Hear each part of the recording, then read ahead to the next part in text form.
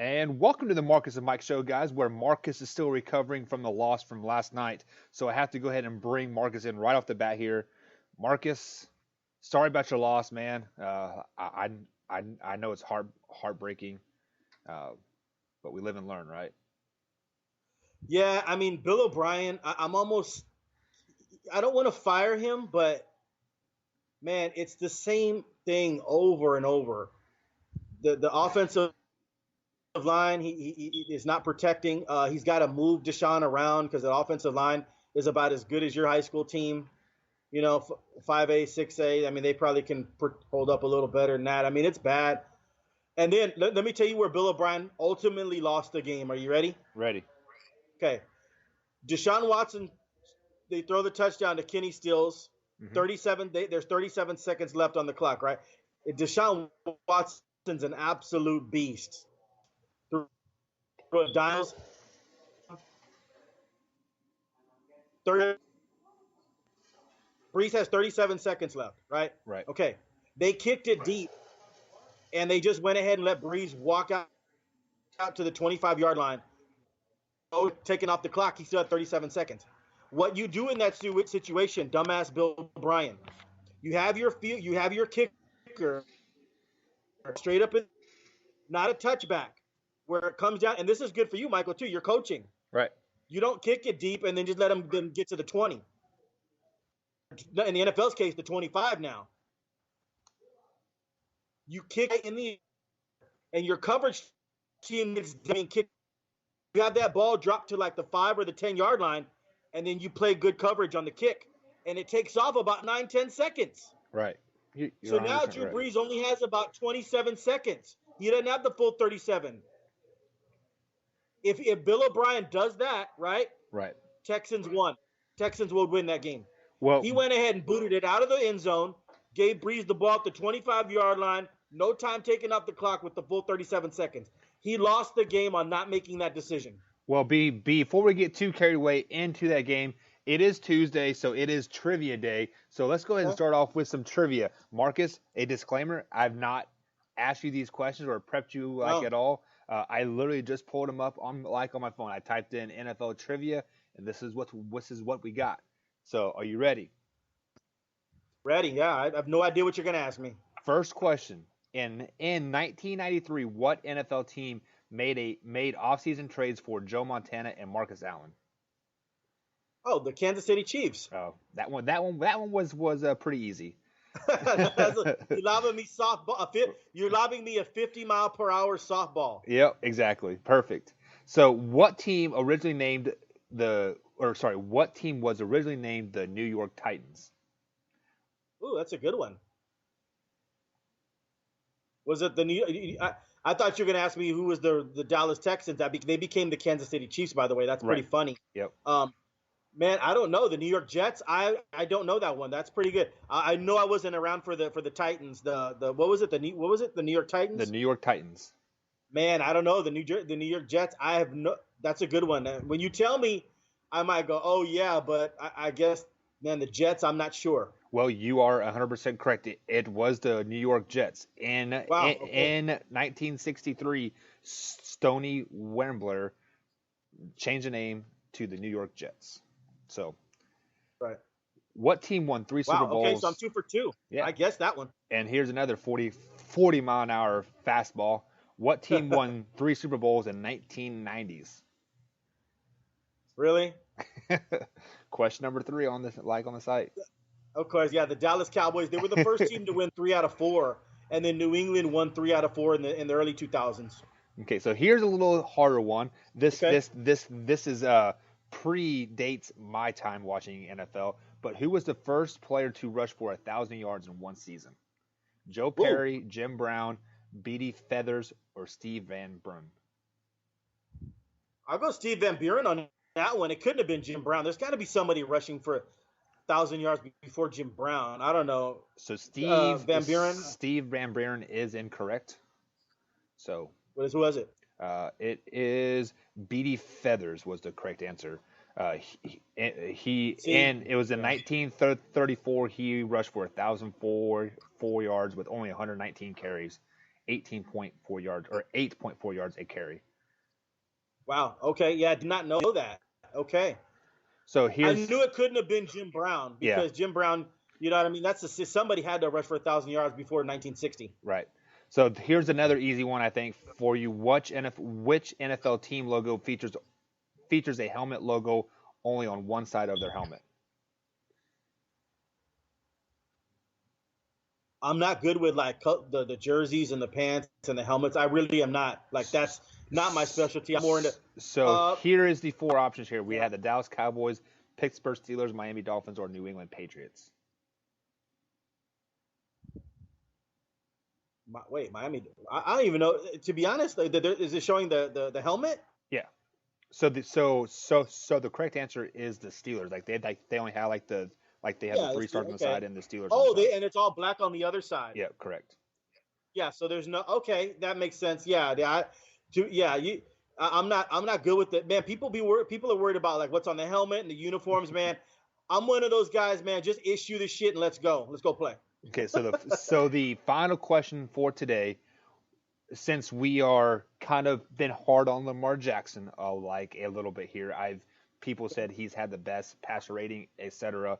For a 21-year-old. But what rookie quarterback holds the NFL record for the best passer rating? Is it RG3, Dak Prescott, Tom Brady, or Dan Marino? It's either Dan Marino or Dak Prescott, and I'll go Dak.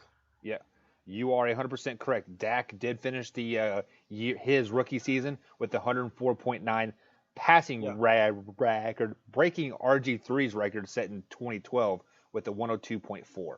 Okay. So, and then let me just tell all the Dak haters that the Dak Prescott has one of the best touchdown to interception ratios in the history of pro football. I think it's second only to Aaron Rodgers. So you want a bonus question? Sure. What is the oldest NFL franchise to continuously operate in the same location with the same name? Is it the Green Bay Packers, Cleveland Brown, Arizona Cardinals, or the Chicago Bears? Chicago Bears. I'll go Chicago. The Chicago Bears is incorrect. The correct answer is the Green Bay Packers. They were founded in 1919 and joined the NFL in 1921. The Bears couldn't have been that far behind because the Bears and Packers rivalry has been going on since the 20s. So yes. The Bears are like right there. If I'm not mistaken, the Bears were founded in 1920, so just a year before. So yeah, they're right there. So guys, that is Marcus's knowledge there. A little bit of trivia right off the top of the dome. Yeah. Marcus is a very smart individual, as you guys can tell. With that being said, we got to talk about the Houston Texans now. The Saints beat the Houston Texans last night, 30-28, with a game-winning field goal from 58 yards. Like you were alluded to earlier, Drew Brees got the ball with 37 seconds left, drove down the field to about I believe the 40, kicked the game-winning field goal. I know this pains you because you are a Houston Texans fan. You are a season holder for the Houston Texans. But is there some shedding of the light? Like, is there a silver lining in this game for Houston Texans? Yeah, I slept on it last night, and I really don't see if they can get better protection, which is a little hard. Listen, Laramie Tunsil just got there. So if the line improves, which I think they will improve, and they ran the ball okay. Yep. The Texans have a chance to be easily top 5 offensively explosive. Their offense is amazing. I mean, really, they got down to like the 42 and where they lost the game is in the third quarter. They got down to like the 42-yard line and the 43-yard line, and then he gets sacked. They can correct that. Literally, Deshaun Watson can throw for 4 touchdowns a night easily. I'm not joking. Like they can move the ball about as well as anybody in football. And yes, if they can do that to the Saints, and they should have beaten the Saints last night, I don't really see anybody on the schedule like they're going to be scared of. Even when they go to Kansas City. Now, circle that game, Michael. That game's going to be absolutely fun. Yes. That's going to be fun because, I like Kansas City. They're my pick to go to the Super Bowl now, but they don't even have the pass rush the Saints have. So Deshaun's going to have a little more time and that thing's going to be a shootout of epic proportions because the Houston Texans secondary is young and new and inexperienced. And so Mahomes is going to take advantage of that, just like Drew Brees. Drew Brees threw for almost 400 yards last night. Yeah, Mahomes will do the same 370. thing. Yeah. Mahomes will throw for 404 touchdowns, not 370 and 2 touchdowns like Brees. Right. I'm not Mahomes is just a better version of Drew Brees, and that's just a bottom line. Yeah, there is a silver lining. I didn't think about any silver linings last night. If you'd have caught me last night, we would have had a different show. Right. I was just upset at O'Brien for kicking the ball deep and then putting Drew Brees at the 25-yard line with 37 seconds left. That really bothered me. Listen, Deshaun Watson we're already starting off bad. I mean, I think it's going to get better. It better get better. Yeah, it has to get better. He was touched the same thing last year in last night's game. He was touched or had to move around about 60 to 70% of the time. That cannot continue, man. He won't even finish the season. I'll be watching A.J. McCarron. Actually, no, I won't be. I won't be going to those games. I'm selling my tickets. Because Deshaun Watson is the real deal. Like, think about that. Like, I mean, we laugh about it, and it's true. Like, you're laughing because think about if Mahomes went down, right, and then you got to watch the backup. People, the Kansas City Chiefs season ticket holders, some of them will be like, "Hey, you want to go to the game? You want to go to the game? I'm not going." It's just that bad. Like, you just don't even want to watch that crap. Pump those brakes a little bit. Kansas City Chiefs fans, we are ride or die. We're there no matter what. So it could be. Let me put an example out for you. Matt Castle. Do you remember Matt Castle? Had that one crazy year with the New England Patriots. Yeah. Kansas City Chiefs signed him to like $67 million deal, and place was still sold out. And Matt Castle, that's a trash quarterback right there. Yeah. But let me just add to your thoughts here a tad bit.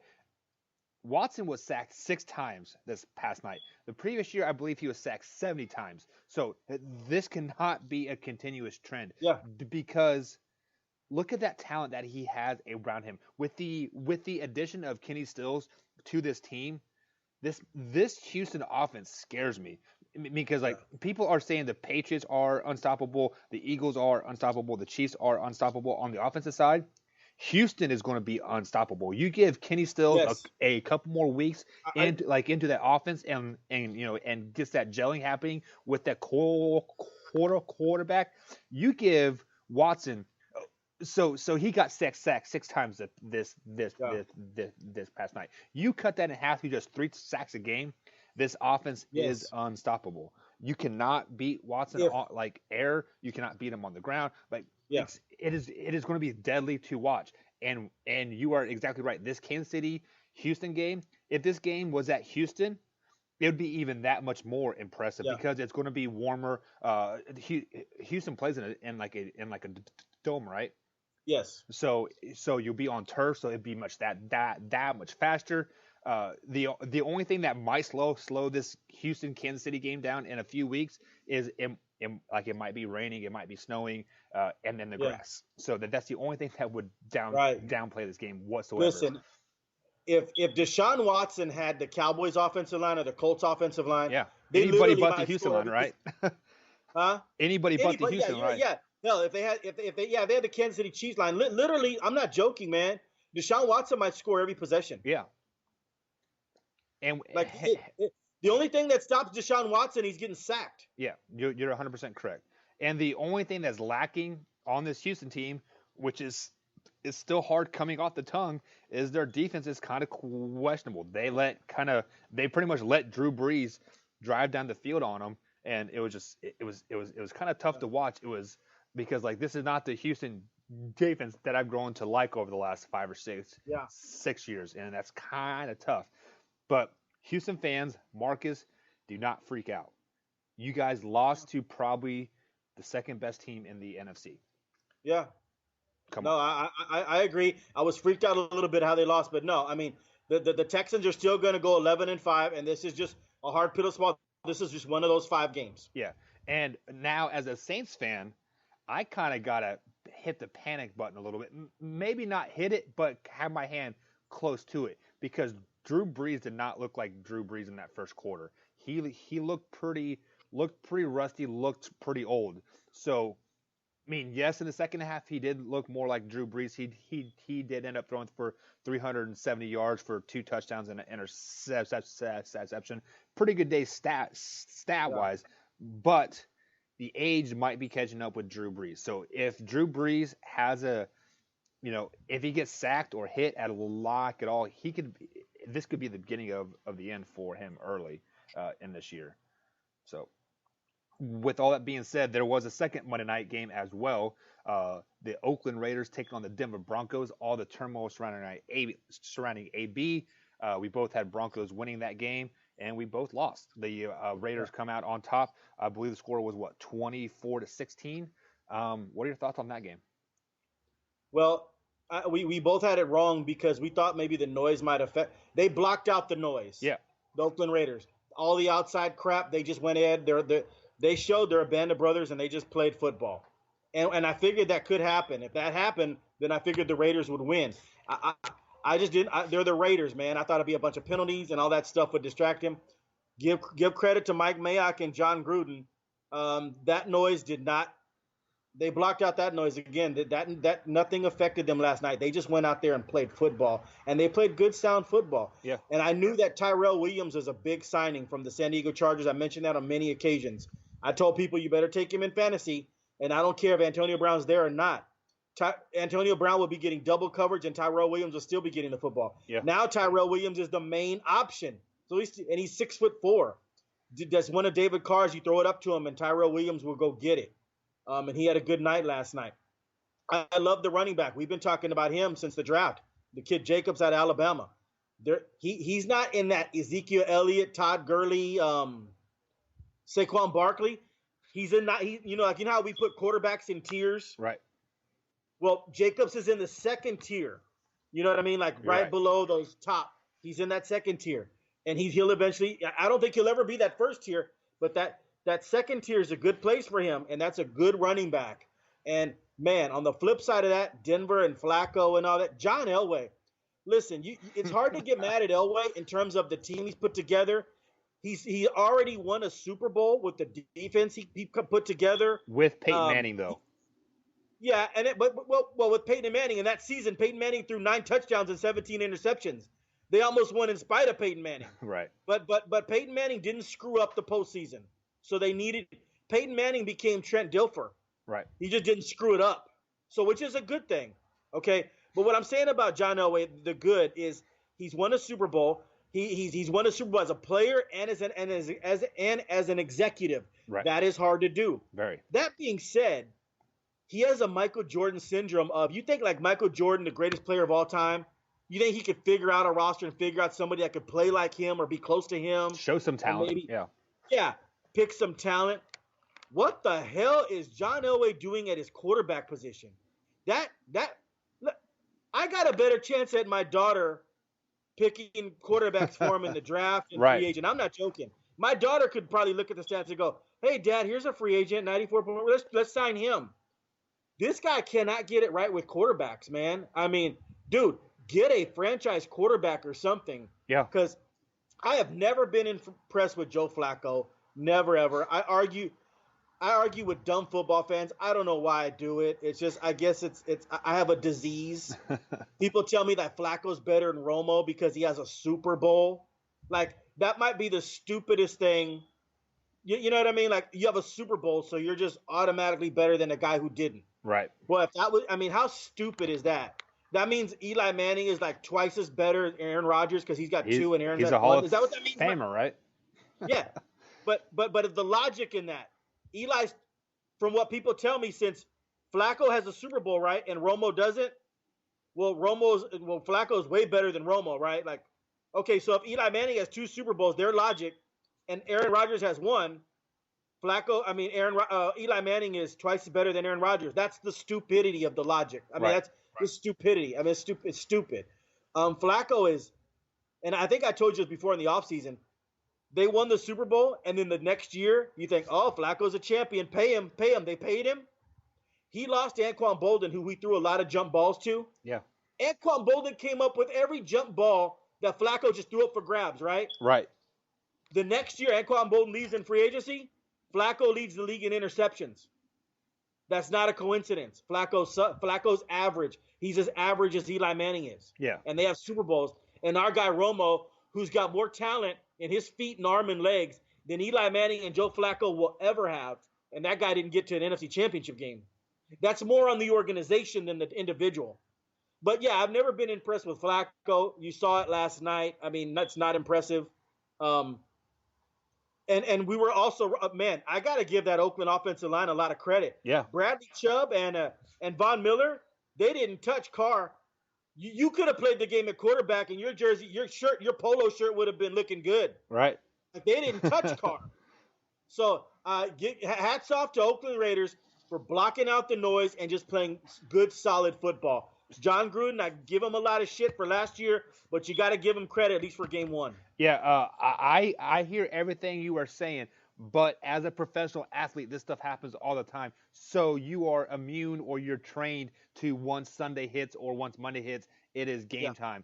You put on those shades and you block out everybody, and you do what your job is intended. But with all that being said, what really helped the Oakland Raiders this game was Antonio Brown not being there for preseason, not being there for the off season, because they didn't get used to him pulling the safety over. They did not get used to them double teaming him and other guys being wide open. So they learned how to play as the team they are. Even though all that drama was still happening, they probably knew in the back of their heads that, hey, AB is not going to be here because of all this shit that is happening. So we'll get into that a little bit later. But with all that being said, Oakland doesn't scare me still.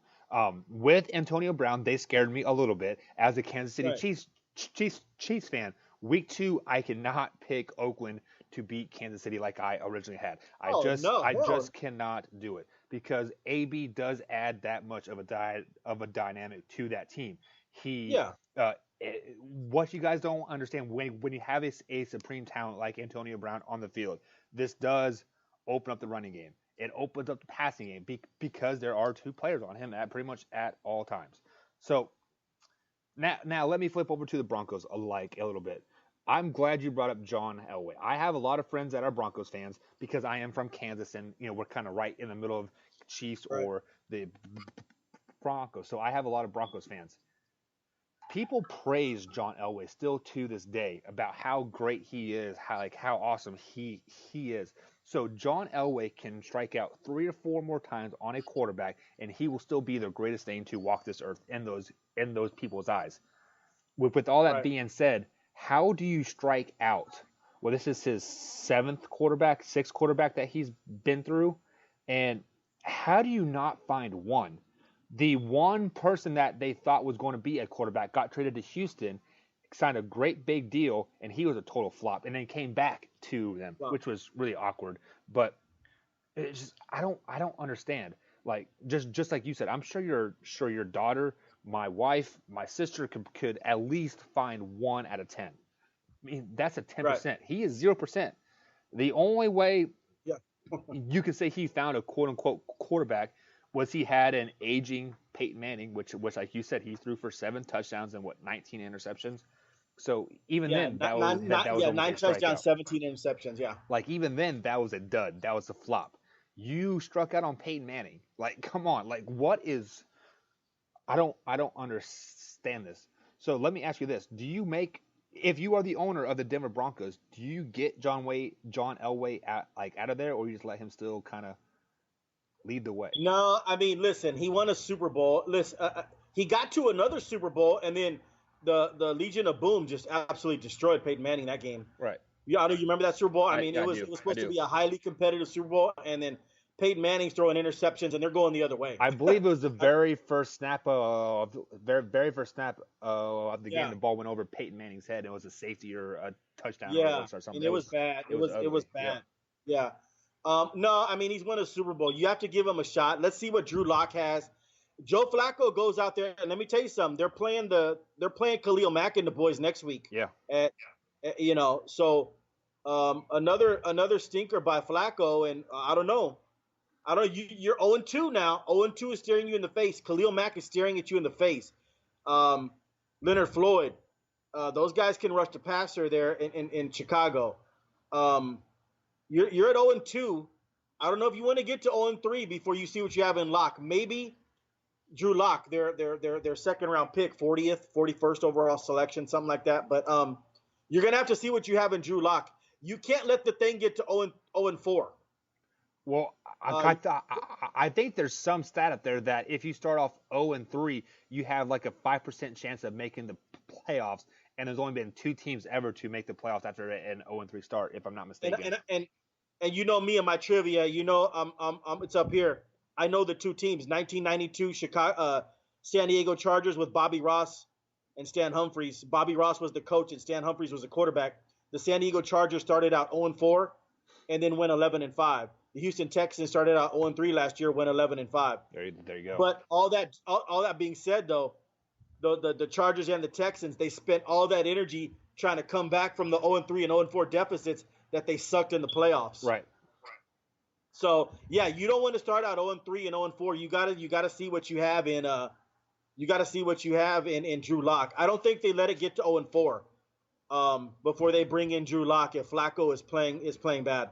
So what if Flacco is playing average? Do you keep him in there, or do you try to make a push to make it to the playoffs, or are you satisfied for tanking this year and just letting Drew Lock have his redshirt year and like learn the game?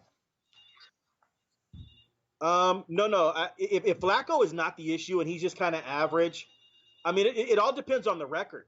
If Flacco is average and we're 5-5, that means after 10 games, that means that we're still in the hunt. I would keep playing Flacco. But you start out 0-3, getting to 5-5 is a chore, and then after the Bears, they're at Green Bay.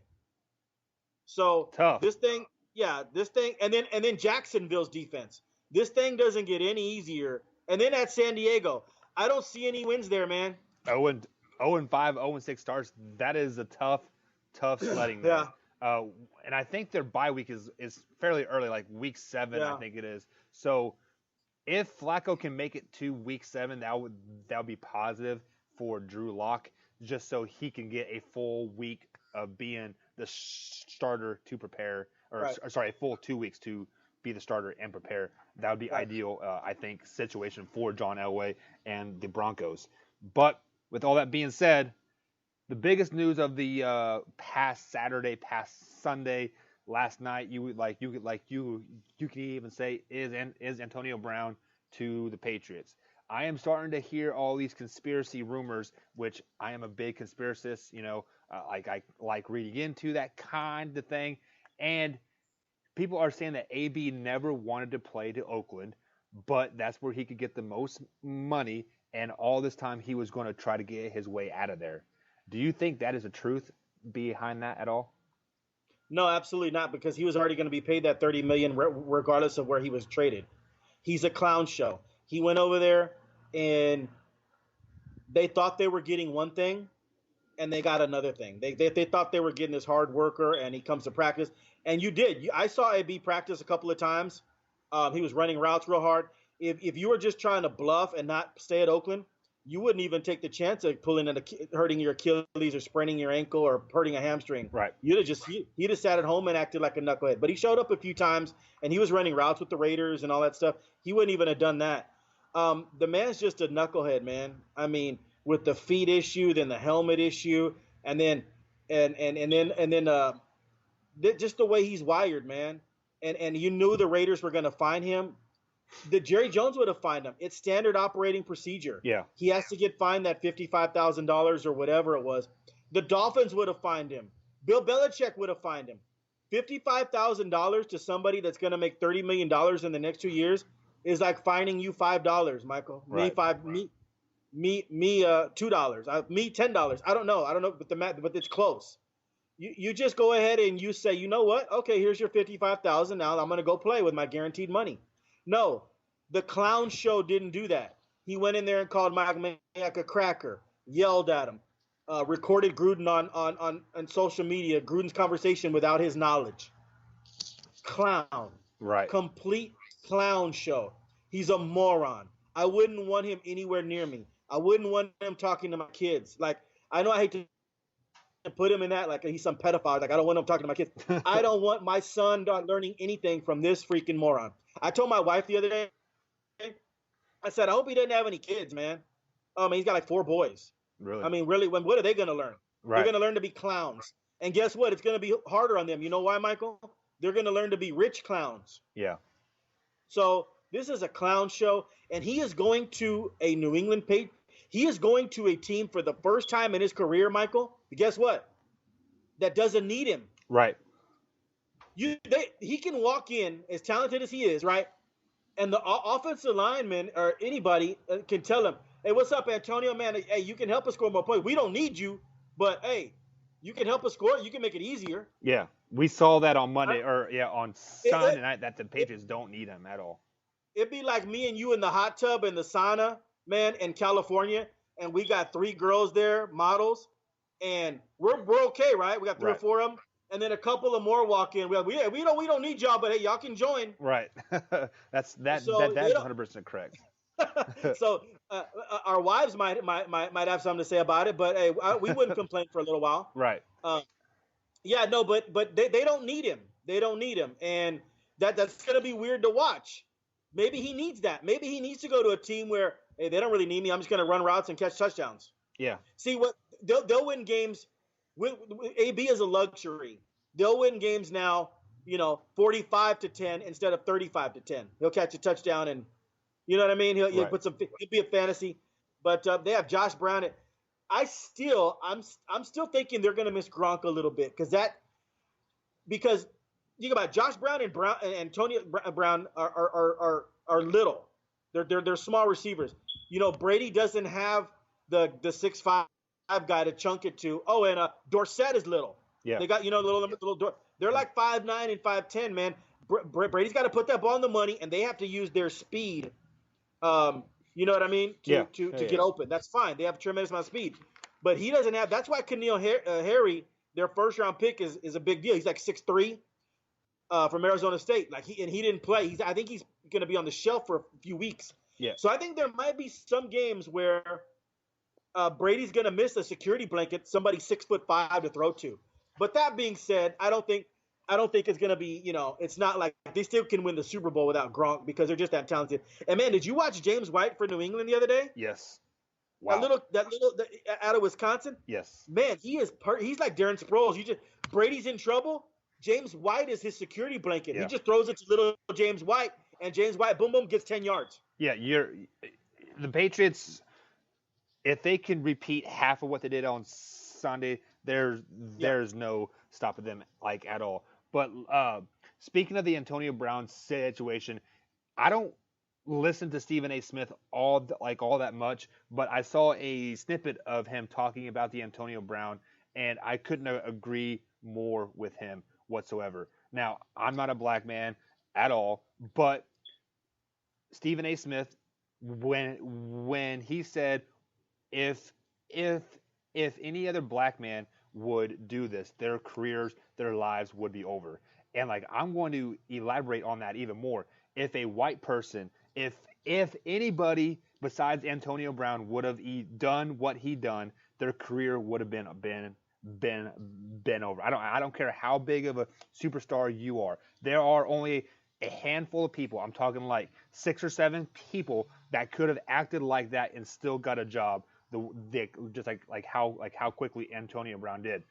With that being said, I do not anticipate him finishing the season with the New England Patriots. I give him till about week 10 or week 11 when he's not getting the ball as much as he thinks he should, as he's not getting touchdowns like he thinks he should. He is going to have some type of locker room breakdown. Actually, it is not going to be a locker room breakdown. It is going to be a Twitter breakdown. He is going to go and tweet and say, who wants me? I can score you guys 6 touchdowns in a game. The minute he pushes sends, 55 seconds later, the ownership, the general manager of the Patriots will be like, you know what? Pack your bags. You are out of here. So I don't see like Antonio Brown at all finishing the season with the New England Patriots. They Yeah. say winning cures all. This case, it is not going to cure anything. And like Antonio Brown's going to want the ball more, and he's not going to get it because Tom Brady is a facilitator. We seen this. He finds a guy, and he goes does his thing. Right. Look at when Randy Moss joined the Patriots. We all thought, oh, this is going to be freaking amazing. You have the Randy Moss with Tom Brady. They're going to score 100 touchdowns, yada yada yada. I think Randy Moss was cut by week 7. So just people pump the brakes about the whole AB thing. Oh, Randy Moss was cut by the Patriots. You're talking about? Yeah. Well, no. Well, Randy Moss also set a record with the Patriots. Randy Moss, as big a Talking about the distraction following as year. he was. Yeah. Okay. Yeah. He's not Antonio Brown. At least Randy Moss is a little bit different now. He's a little more old school. Yeah, he was a knucklehead at times. Terrell Owens was the ultimate knucklehead, but this guy takes it to levels beyond belief. Odell Beckham is a complete knucklehead. Yes. He's wearing a $350,000 watch during the game or on the side. How stupid! Like, I don't know, man. I mean, I don't even know where to get into that. I mean, first of all, that could hurt somebody. Secondly, like, if you're the coach, like, and you turn around, you saw your player with a $350,000 watch, son, take that off and go pawn it somewhere. Nobody, you're not a billionaire. Like, yeah, you may have $10 million, but that's still like $350,000 watch. That's like, let me tell you something, Mike. If you gave me $10 million, you hit the lotto and you won $100 million, and you had the kindness of your heart, I don't think I think you would ever do this, but you gave me $10 million. The next show, I will not be showing you a $350,000 watch. No. You know what I mean? Like, that's like a 5% of my money. Like, I'm not going to spend that on a watch. Like, how I stupid would probably buy a new computer and pay off my wife's car, and then there you go. and there you go. for the rest. And then give your boy about $50,000 too. Yeah. I got your back. Don't you worry about that. But and why I brought Odell Beckham into this is because these guys are complete knuckleheads, dude. And he's the same. In other words, I think Terrell Owens is a clown show as well, and yeah. I think he's an idiot. All right, but man, it's pretty bad when you can make Terrell Owens and Randy Moss look like Chris Carter. Like, in other words, like these guys are just beyond the pale. And you know what? I'm gonna answer your question. What you're talking about. You don't think he's gonna make it through the season? I don't know that. Like, you probably are gonna be right. I don't want to predict that because they're just gonna keep winning. And how do you unless they start losing, but if they keep winning, I mean, how do you? If he says something stupid, he'll just be cut. Right. So yeah, you're right. Or he does something stupid. So you're right. I mean, he probably won't make it through the season. I won't predict that though because they're just so good. And you would think, what could he say? What could he do? They're sitting there. They're going to go 14-2. I mean, this sounds crazy to me that but yeah. So I mean, your prediction. You know what? I wouldn't bet anything on it. But if somebody put a gun to my head and said, no, you have to make this bet, I'd go with your prediction that he won't make it through the season. Let me ask you this question, because you brought up Randy Moss and Terrell Owens, and now Antonio Brown.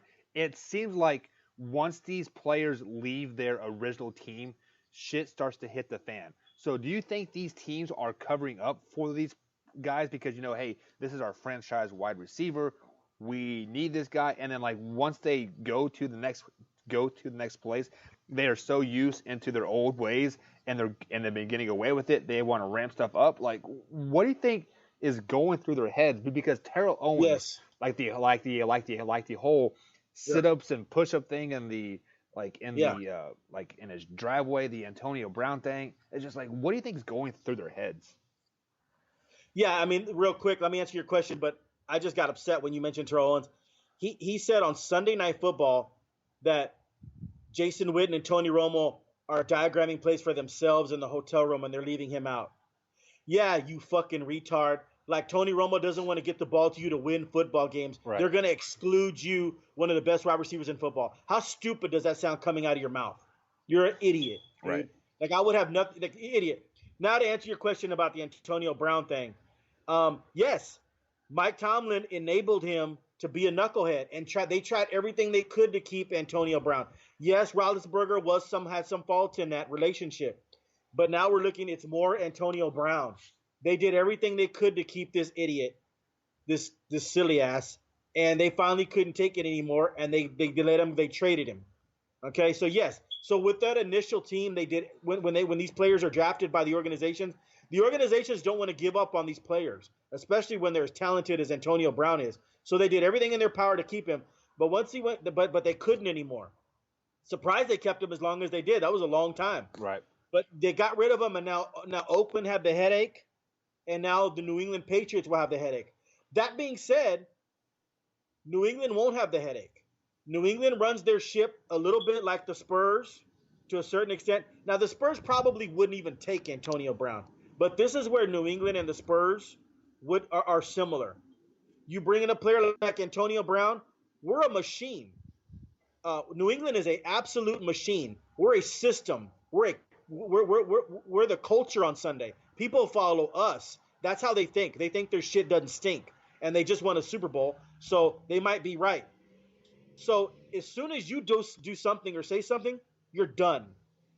He will get. In other words, Mike Tomlin gave Antonio Brown millions of chances, like you alluded to, because the original team was keeping. How many chances is Bill Belichick giving Antonio Brown? Half a chance. One. Half a chance. Yeah. You did okay. We'll go. I like yours better. We'll go half a chance. He better not jaywalk. Yeah. If there's one time where the plane's about to leave and Antonio Brown's putting on his gold chains and running, they may as well take off without him. Yeah. Yeah, I can almost guarantee you the New England Patriots have some type of app out there that is on Antonio Brown's phone. As soon as he starts to type his tweet, they're going to call him up. Hey, man, if you push send, you were done. Think about it. So yeah, I mean, it just baffles my mind that these professional athletes act like children. Like, yeah, it really upsets me. So, guys, with all that being, just like his Twitter thing the other day, like he's calling his grandma, "I'm free, grandma, I'm free." Yeah. Like if you were somehow captured. Yeah, like I mean, what are you doing? If you wanted to play in Oakland and you're calling and like doing? I'm free, like what? Like come on, man. Shut up. They were about to pay you. Listen, yeah, it just bothers me. They were about to pay you $30 million, and I'm free, grandma. Like, man, that just tells you right there. And I told you a few days ago, he has no good woman behind him. Yeah. Because no woman is going to allow you to act like a clown show like that, unless she's also part of the clown show, which I think she is. Yeah. And I hope his grandma would like grab him by his ear. Yeah. Antonio, what is wrong with you? Just she pulled out the switch and just like. No, she won't do that. She's too busy getting money. Right. she's too busy having a good time, man. She's probably old and don't give a damn. Just send me my check. All right, guys. But with all that being said, that's going to be it for today's show. Join us tomorrow. We're going to talk some college football. The new rankings come out. I think it's today. They come out. Yeah. We'll kind of break down our top 10 and see what Marcus thinks. So, guys, with all that being said, like, comment, subscribe, follow us on the iTunes, and we'll see you tomorrow.